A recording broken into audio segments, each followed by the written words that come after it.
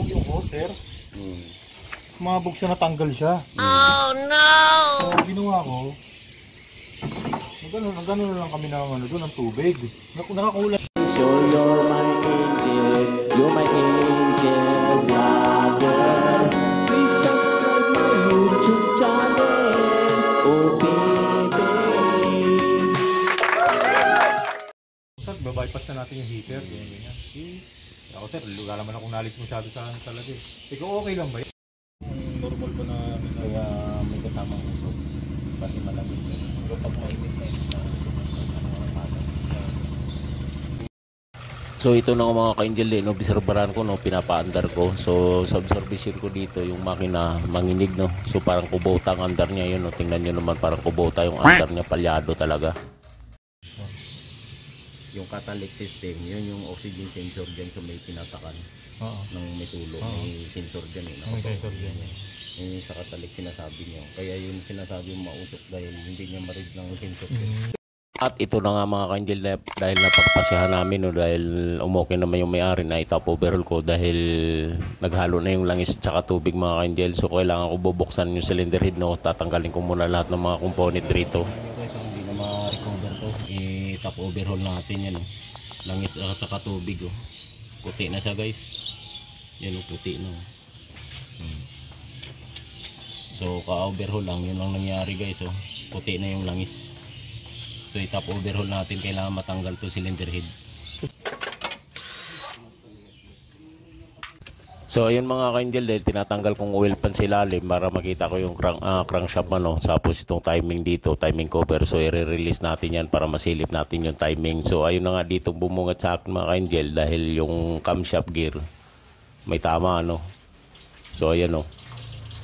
Langis tsaka tubig niyan, dumikit na yan. So i-check lang natin lahat yan, pati itong cylinder head. So bubuksan na natin no, dahil dito sa camshaft may nakita ko rito mali ang timing. So naka 3 o'clock, dapat naka 12 o'clock yan.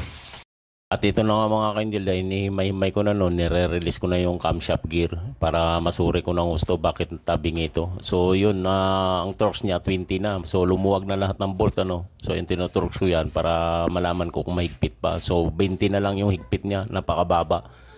Kahit bata kaya niyang pihitin ano. So i-release lang natin yan lahat ng bolt para maiangat natin yung cylinder head no. So ayun, naangat ko na yan para makita natin lalim mo. At ito na nga mga kalunos-lunos na sinapit nito ng cylinder head gasket. So punit yung cylinder head gasket. So singaw na yung tatlong piston ano. Dumaan na yung tubig dyan sa loob dahil punit na yung cylinder head gasket.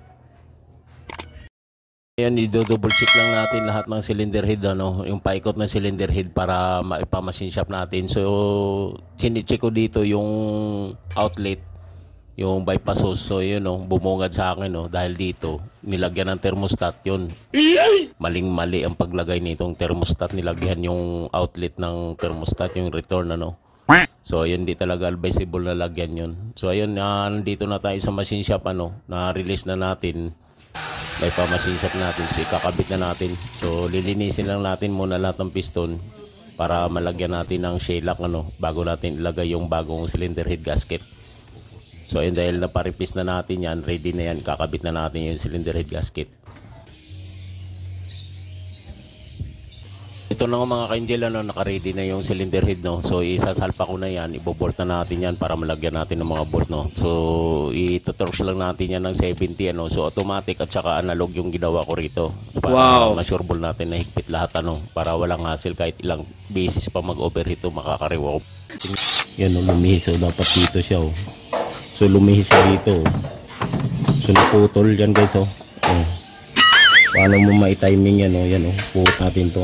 Babaunan natin yan para may pasok dito. May perfect natin ano. May pato.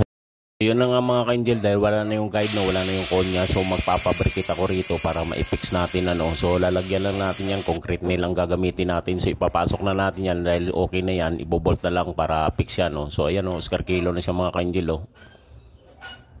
Itong mga ka-angel, dahil itatiming na natin siya no, so naka-top dead center yan. So dapat itong arrow na to isisintro natin dito sa konya no, sa konya ng gear. So naka-top din yan, naka 12 o'clock yan ang intake exhaust sa timing gear ano. So yan no, dapat naka-top yan, naka 12 o'clock yan. Tapos itong guhit sa gilid, yan sa gitna, yan. Dapat pantayan sa kabila sa intake manifold.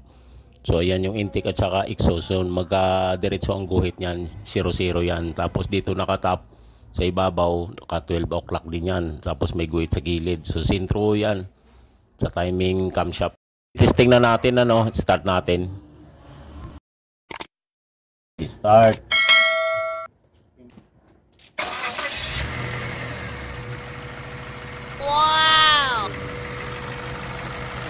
Dito na mga ka-angel dahil one click lang sa ano, so i-testing natin, i-drive test natin sa may-ari, ano.